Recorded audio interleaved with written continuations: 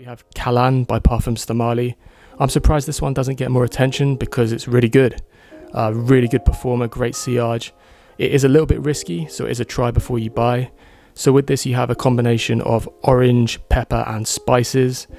Very unique. It does have a little bit of a Baccarat Rouge tint to it, but it's also quite different. Definitely an interesting one to try.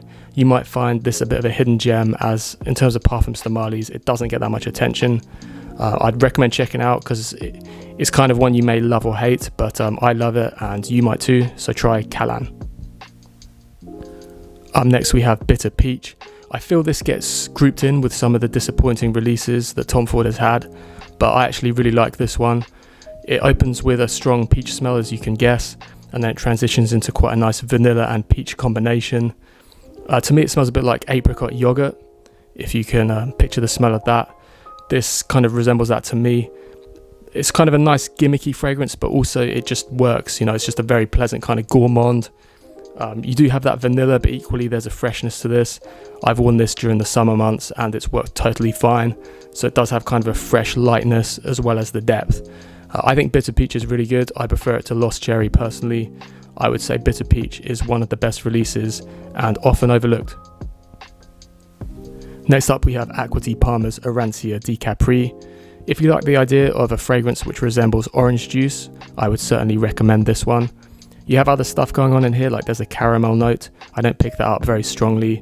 It's mostly just an orange juice type of a smell with a bit of a musky dry down. I have Cologne Pura, which is another orange fragrance from the brand, but that's quite weak.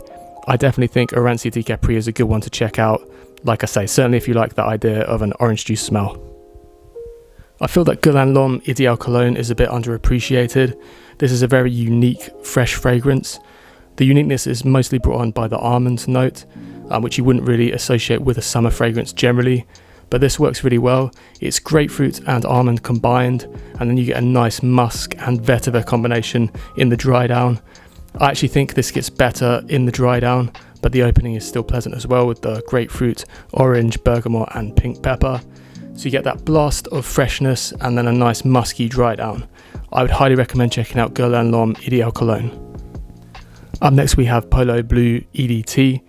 You might find it strange this being on the list given it's quite a famous fragrance, but it doesn't get mentioned as much as the other blue fragrances on YouTube and places like that.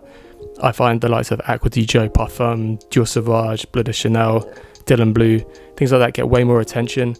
But I really love this. It's got a uniqueness to it as well because in the opening you get cucumber and melon notes. They're a bit sharp, so they might not be for everyone, but I do find they add a uniqueness to this blue fragrance. Other than that, it has a very kind of normal marine shower gel type of a vibe to it, but it does have a uniqueness with those two opening notes.